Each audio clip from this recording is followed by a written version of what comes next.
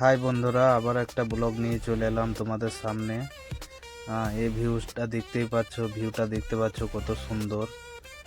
দুই দিকে খেজুরের গাছ, মাঝে রাস্তা, খুব সুন্দর লাগছে। তার জন্য তোমাদেরকে মনে করলাম যে তুলে ধরি তোমাদের সামনে। দেখো খুব সুন্দর ভিউটা। এটা আমি এসছি এয়ারপোর্ট জিদ্দা করণ নিয়ে। করণ বলতে ভুট্টা বলে, ভুট্টার দানা আমার গাড়িতে লোড হয়ে আছে। এই ভিউটা দেখতে পাচ্ছ, 5টা 5:30টার দিকের ভিউ এটা। সমুদ্রটা দেখে নাও, খুব সুন্দর লাগছে। এরপরেও সমুদ্র পানিগুলো দেখাবো তোমাদেরকে, পানি ও জল দেখাবো। খুব সুন্দর মাছ দেখাবো। মাছ দেখানোর পর এই দেখো, দেখতেই পাচ্ছ মাছগুলো কি সুন্দর খেলা করে বেড়াচ্ছে। আরো ভালো করে দেখতে পাবে, একটু গড় করে দেখো, খুব সুন্দর সুন্দর মাছ। দেখো খেলা করে বেড়াচ্ছে। এই মাছ তোমাদেরকে ধরেও দেখাবো আমি। লাস্ট পর্যন্ত ভিডিওটা দেখবে, তাহলে দেখতে পাবে মাছটা আছে। ধরেছি মাছ, দেখে নাও। খুব সুন্দর, একবারে জলটা একবারে কাঁচ, একবারে দেখা যাচ্ছে এপার ওপার পাথরগুলো দেখা যাচ্ছে, দেখতে পাচ্ছ। এই দেখো মাছ দুটো দেখো, খুব সুন্দর মাছ। আমরা হয়তো খোলা চোখে আরো ভালো লাগছিল দেখতে, ক্যামেরাতে কেমন লাগছে বলতে পারছি না।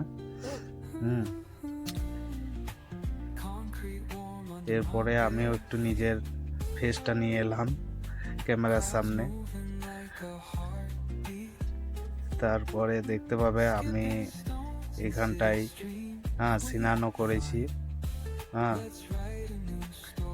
স্নান করার ভিডিও দুটো দেখতে পাবে। আগে ভিডিওগুলো দেখতে থাকো, আর অবশ্যই ভিডিওটা লাইক, শেয়ার এবং সাবস্ক্রাইব করবে।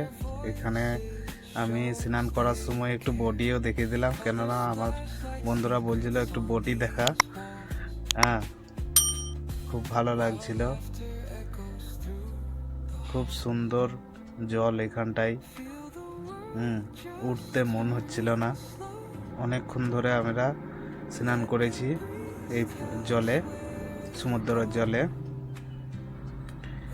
তারপরে দেখতে পাবে ওরা সবাই, আমার বন্ধুগুলো পার থেকে বলছিল মাছ ধর, তোর আশেপাশে মাছ আছে তো, বাঙালি তাহলে তো মাছ ধরতে পারবি।